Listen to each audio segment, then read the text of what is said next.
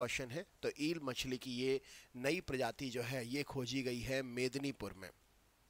सही उत्तर हो जाएगा मेदिनीपुर। मेदिनीपुर बंगाल में पड़ता है ना। तो ये मेदिनीपुर में ये ईल मछली की नई प्रजाति खोजी गई है। राइट आंसर है इस प्रश्न के लिए ऑप्शन नंबर पश्चिम बंगाल का एक शहर है मेदिनीपुर, और यहाँ पर खोजकर्ताओं के द्वारा यह खोज की गई है। ईल मछली की एक नई प्रजाति है जिसका नाम है जिम्नोथोरैक्स मिस्रई, है ना। नाम याद रखिएगा, एग्जाम में पूछा जाता है। अगले क्वेश्चन पे चलते हैं। अगला प्रश्न आपके से क्या पूछा गया है, ये रहा आपके सामने प्रश्न। जिनके भी गलत हो रहे हैं सही करते जाइए। आपसे पूछा गया है हाल ही में वैज्ञानिकों ने ब्रह्मांड में सबसे चमकीली आकाशगंगा की खोज की है। ब्रह्मांड में जो सबसे चमकीली आकाशगंगा की खोज हुई है, आपको बताना है इस आकाशगंगा का नाम क्या है। वैज्ञानिकों ने हाल ही में एक ब्रह्मांड में सबसे चमकीली आकाशगंगा की खोज की है, और आपको बतलाना है ये जो सबसे चमकीली आकाशगंगा है इसका नाम क्या रखा गया है। राइट आंसर क्या है प्रश्न के लिए। ब्रह्मांड में खोजी गई सबसे चमकीली आकाशगंगा जो है इसका नाम क्या रखा गया है। सही उत्तर क्या हो जाएगा। वीडियो को शेयर करते चलिए, अपने अपने ग्रुप में। तो चलिए देख लेते हैं। बिल्कुल सही बात है, एकदम सही आंसर संध्या। इस आकाशगंगा का नाम क्रिस्टियानो रोनाल्डो के नाम पर रखा गया है। रोनाल्डो CR7, क्या नाम रखा गया है, Ronaldo CR7। Option number C प्रश्न का सही उत्तर हो जाएगा। इस आकाशगंगा का नाम रखा गया है रोनाल्डो CR7, जो कि क्रिस्टियानो रोनाल्डो के नाम पर रखा गया है, उनको सम्मान देने के लिए। अगला क्वेश्चन देख लेते हैं। चलिए बतलाइए। अगला प्रश्न है इनमें से किस स्थान पर, इनमें से वह कौन सा स्थान है जहां पर पवित्र तुलसी के जीनोम अनुक्रमण के साथ शामिल किया गया। मतलब इनमें से वह कौन सा स्थान है जहां पर तुलसी का जीनोम संक्रमण कराया जा रहा है या उसके बारे में रिसर्च हो रहा है। तुलसी के जीनोम अनुक्रमण के, माफ करिएगा, तुलसी के जीनोम अनुक्रमण के लिए रिसर्च हो रहा है, कौन से स्थान पर हो रहा है। राइट आंसर क्या हो जाएगा इस प्रश्न के लिए। तुलसी का जीनोम अनुक्रमण इनमें से कौन से स्थान पर हो रहा है। राइट आंसर क्या हो जाएगा इस प्रश्न के लिए। चलिए देख लेते हैं इस प्रश्न का सही उत्तर क्या हो जाएगा इस प्रश्न के लिए। तो यहाँ पर सही उत्तर हो जाएगा इस प्रश्न के लिए ऑप्शन नंबर CSIR-CIMAP। तो CSIR का फुल फॉर्म होता है सेंटर रिसर्च, हाँ, CSIR का फुल फॉर्म होता है central institute of medicinal and aromatic plant, है ना। ये होता है, देखिए, CSIR-CIMAP एक संस्था है, central institute of medical and aromatic plant. ये आपका CIMP का central institute of medical and aromatic plant, है ना। और CSIR जो है, यह CSIR भी संस्था है, और ये भी आपके लिए काम करती है। पौधों से संबंधित यहाँ पर खोज हुई है ये, और इसके बारे में जानकारी और ज़्यादा एकत्रित करने के लिए ये यहाँ पर रिसर्च किए जा रहे हैं। राइट आंसर हो जाएगा इस प्रश्न के लिए। तो सही उत्तर हो जाएगा इस प्रश्न का ऑप्शन नंबर CSIR का होता है council of scientific and industrial research. Council of scientific and industrial research, council of scientific and industrial research, ठीक है ना। तो ये हो जाएगा ऑप्शन नंबर सी प्रश्न का सही उत्तर हो जाएगा। ये संस्था जो है, यहाँ पर तुलसी के जीनोम अनुक्रमण के बारे में रिसर्च में इस संस्था को शामिल किया गया है। राइट आंसर हो जाएगा। नेक्स्ट क्वेश्चन देख लेते हैं। अगला प्रश्न क्या है, ये रहा आपके सामने। अगला प्रश्न है इनमें से मणिपुर में खोजी गई कैटफिश की नई प्रजाति का नाम क्या है। मणिपुर स्थान पर कैटफिश की एक नई प्रजाति खोजी गई है। कैटफिश की एक नई प्रजाति खोजी गई है। तो मणिपुर में खोजी गई कैटफिश की इस नई प्रजाति का नाम क्या है। राइट आंसर क्या हो जाएगा। मणिपुर में खोजी गई कैटफिश की नई प्रजाति का नाम क्या है। सही उत्तर क्या हो जाएगा। वीडियो को शेयर करते चलिए, चैनल पर नए हैं तो सब्सक्राइब करना ना भूलें। सही उत्तर क्या हो जाएगा? कैटफिश की नई प्रजाति का नाम क्या है जो मणिपुर में खोजी गई है? सही उत्तर क्या हो जाएगा प्रश्न के लिए? चलिए देख लेते हैं। तो यहाँ पर सही उत्तर हो जाएगा, इसका नाम है ग्लिप्टोथोरेक्स, ग्लिप्टोथोरेक्स सेनापेटिएंसिस। ऑप्शन नंबर ए प्रश्न का सही उत्तर हो जाएगा, ग्लिप्टोथोरेक्स सेनापेटिएंसिस। इंपॉर्टेंट क्वेश्चन है एकदम, करेंट अफेयर्स प्लस साइंस दोनों से मिलते जुलते क्वेश्चन है ना। तो यहाँ पर राइट आंसर हो जाएगा ग्लिप्टोथोरेक्स सेनापेटिएंसिस। ये प्रजाति जो है मणिपुर में खोजी गई है और ये कैटफिश की नई प्रजाति है। किसकी प्रजाति है? कैटफिश की नई प्रजाति है। राइट आंसर हो जाएगा। अगले क्वेश्चन पे चलते हैं। अगला प्रश्न है, हाल ही में तत्व की एक नई अवस्था खोजी गई है जिसका नाम है जैन टेलर मेटल। जैन टेलर मेटल की खोज इनमें से कहाँ के वैज्ञानिकों ने की है? राइट आंसर क्या हो जाएगा इस प्रश्न के लिए? तत्व की नई अवस्था जैन टेलर मेटल की एक खोज हुई है। आपको बताना है जैन टेलर मेटल जो है, यह तत्व की अवस्था जो नई खोजी गई है, ये कहाँ के वैज्ञानिकों ने खोजी है? राइट आंसर क्या हो जाएगा इस प्रश्न के लिए? तत्व की एक नई अवस्था जैन टेलर मेटल की खोज हुई है। आपको पता है ये जो नई अवस्था तत्व की है, कहाँ के वैज्ञानिकों ने? पवार साहब, सुबोध, वेलकम वेलकम। कहाँ के वैज्ञानिकों ने यह तत्व की नई अवस्था जैन टेलर मेटल की खोज की है? सही उत्तर क्या हो जाएगा? चलिए देख लेते हैं इस प्रश्न का सही उत्तर क्या हो जाएगा। तो जैन टेलर मेटल, ये तत्व की नई अवस्था जो है, यह खोजी है जापान के वैज्ञानिकों ने। ऑप्शन नंबर बी प्रश्न का सही उत्तर हो जाएगा, जापान के वैज्ञानिकों के द्वारा तत्व की यह नई अवस्था खोजी गई है। सही उत्तर हो जाएगा ऑप्शन नंबर बी प्रश्न का सही उत्तर है। जिसके भी गलत हो रहे हैं सही कर लीजिएगा। नेक्स्ट क्वेश्चन देख लेते हैं। मानव में वृक्क एक तंत्र का भाग है जो किससे संबंधित है? बतलाइए, मानव में वृक्क जो है इनमें से कौन से तंत्र का भाग है? राइट आंसर क्या हो जाएगा? मानव वृक्क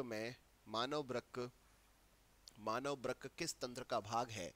राइट आंसर क्या है प्रश्न के लिए? वीडियो शेयर करते चलिए, वीडियो को अपने अपने ग्रुप में शेयर करते चलिए।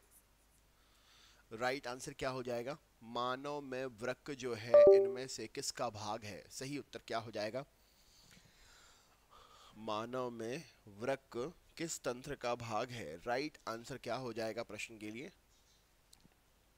चलिए देख लेते हैं। यहाँ पर सही उत्तर हो जाएगा, तो किडनी जो है उत्सर्जन तंत्र से संबंधित है। किडनी जो है उत्सर्जन तंत्र है ना, हमारे शरीर के अपशिष्ट पदार्थों को उत्सर्जन से संबंधित यह तंत्र है। राइट आंसर है मानव में किडनी जो है यह उत्सर्जन तंत्र से संबंधित है। ऑप्शन नंबर सी प्रश्न का सही उत्तर हो जाएगा। बहुत अच्छे सुबोध। नेक्स्ट क्वेश्चन देखते हैं। मानव में श्वास वर्णक कौन सा है? हम जो सांस लेते हैं उसमें कौन सा वर्णक उपस्थित होता है? मानव में श्वास वर्णक, हम जो सांस लेते हैं उसमें इनमें से कौन सा वर्णक उपस्थित होता है? राइट आंसर क्या हो जाएगा इस प्रश्न के लिए? मानव में श्वास वर्णक कौन सा है? राइट आंसर क्या हो जाएगा प्रश्न के लिए? मानव में श्वास वर्णक कौन सा है? राइट आंसर क्या हो जाएगा प्रश्न के लिए? मानव में श्वास वर्णक कौन सा है? राइट आंसर क्या है प्रश्न के लिए? चलिए देख लेते हैं। तो यहाँ पर सही उत्तर हो जाएगा, हम सांस लेते हैं, सांस में ऑक्सीजन रहती है, ऑक्सीजन में हमारे शरीर में हीमोग्लोबिन घूमता है ना, हीमोग्लोबिन हमारे शरीर में श्वास वर्णक की तरह प्रयोग किया जाता है। ऑप्शन नंबर डी प्रश्न का सही उत्तर हो जाएगा। राइट आंसर है मानव में श्वास वर्णक या सांस वर्णक क्या है? तो हीमोग्लोबिन सही उत्तर हो जाएगा। वीडियो को शेयर करते चलिए। अगले क्वेश्चन पे चलते हैं। अगला प्रश्न आपके सामने ये रहा, आपको बताना है रुधिर में तरल माध्यम होता है जिसे हम क्या कहते हैं? रुधिर में एक तरल माध्यम होता है, आपके लिए बतलाना है रुधिर में उपस्थित उस तरल माध्यम को किस नाम से जाना जाता है? रुधिर में उपस्थित तरल माध्यम को किस नाम से जाना जाता है? राइट आंसर क्या है प्रश्न के लिए? रुधिर में उपस्थित तरल माध्यम को किस नाम से जानते हैं? सही उत्तर क्या है प्रश्न के लिए? वीडियो को शेयर करते चलिए। चैनल पर नए हैं तो सब्सक्राइब ज़रूर करते चलें। रुधिर में उपस्थित तरल माध्यम किस नाम से जाना जाता है? तो चलिए देख लेते हैं। तो यहाँ पर सही उत्तर हो जाएगा रुधिर में उपस्थित तरल माध्यम जो है यह प्लाज्मा के नाम से जाना जाता है। ऑप्शन नंबर सी प्रश्न का सही उत्तर हो जाएगा प्लाज्मा। रुधिर में तरल माध्यम जो उपस्थित होता है वह प्लाज्मा के नाम से जाना जाता है। अगला क्वेश्चन है आपके सामने, इंपॉर्टेंट प्रश्न, जिसके भी गलत हो रहे हैं सही करते जाइएगा। क्वेश्चन आपके सामने है, प्रश्न आपसे पूछा गया है क्या, यहाँ पर आपसे पूछा जा रहा है कौन सी कोशिकाएं, इनमें से कौन सी कोशिकाएं हैं जो पूरे शरीर में भ्रमण करती हैं और रक्त स्त्राव के स्थान पर रुधिर का थक्का बनाकर रक्त बहने का मार्ग रोक देती हैं? चलिए बतलाइए, कौन सी कोशिकाएं हैं जो पूरे शरीर में भ्रमण करती हैं और रक्त बहने वाले स्थान पर उसका थक्का बनाकर रक्त का मार्ग रोक देती हैं? वीडियो को लाइक भी करते जाइए और शेयर भी करते जाइए। अगर आपका कोई ग्रुप है तो अपने ग्रुप में वीडियो को शेयर ज़रूर करते चलें। क्या उत्तर हो जाएगा बतलाइए, कौन सी कोशिकाएं पूरे शरीर में भ्रमण करती हैं और रक्त के बहने वाले स्थान पर थक्का बना देती हैं? सही उत्तर क्या हो जाएगा?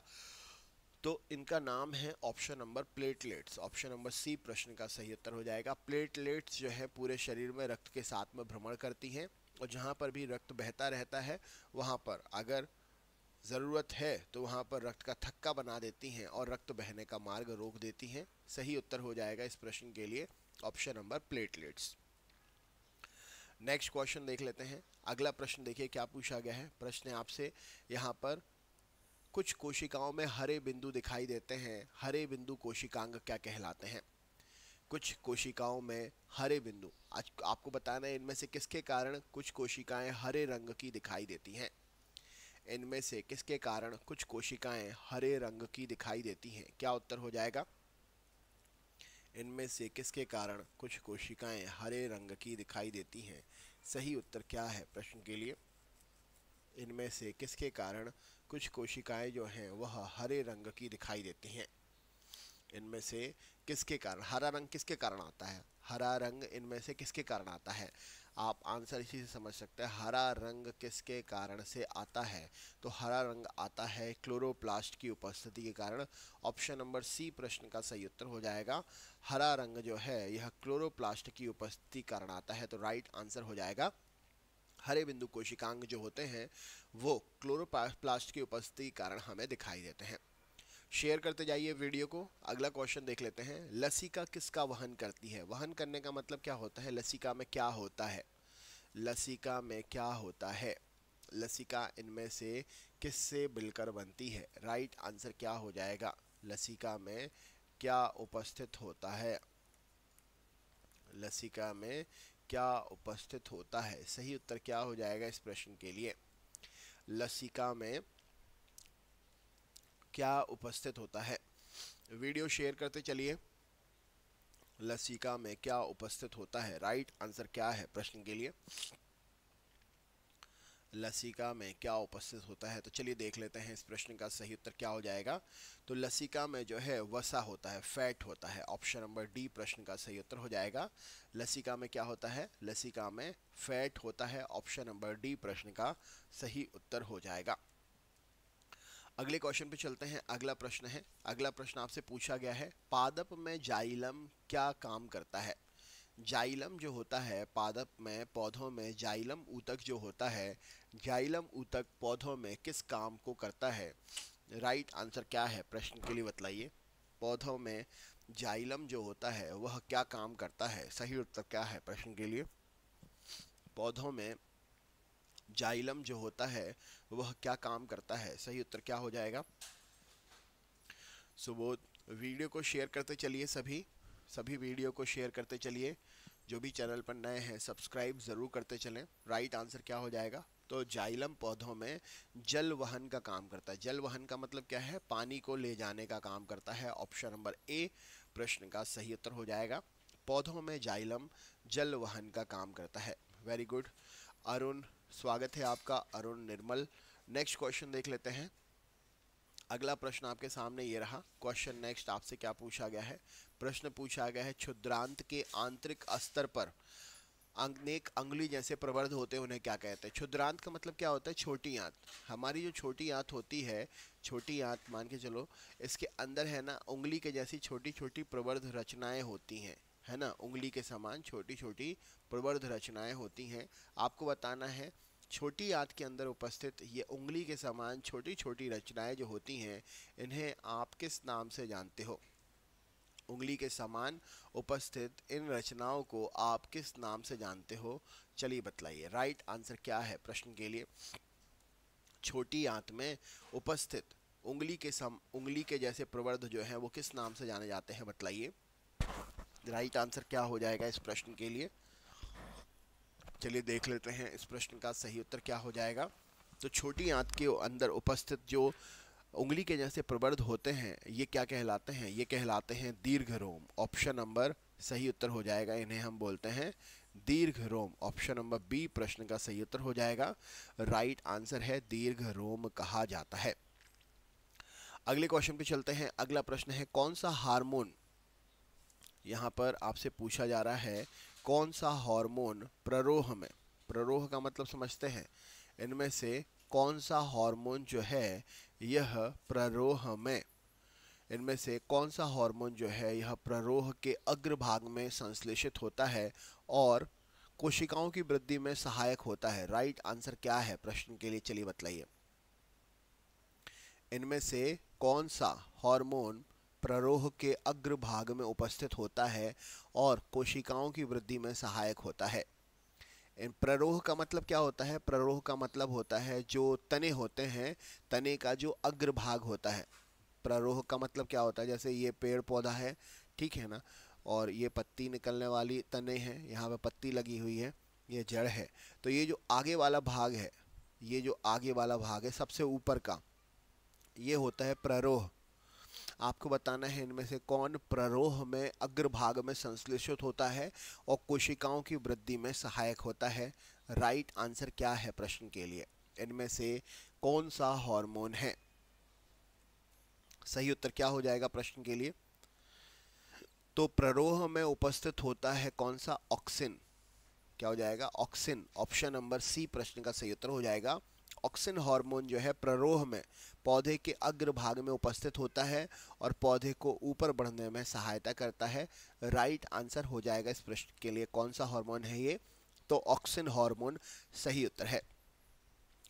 अगला क्वेश्चन आपके सामने है। अगला प्रश्न आपसे पूछा गया है जिबरेलिन क्या है? अगला प्रश्न है जिबरेलिन। जिबरेलिन इनमें से क्या है? क्वेश्चन है आपके सामने जिबरेलिन। जिबरेलिन इनमें से क्या है? सही उत्तर क्या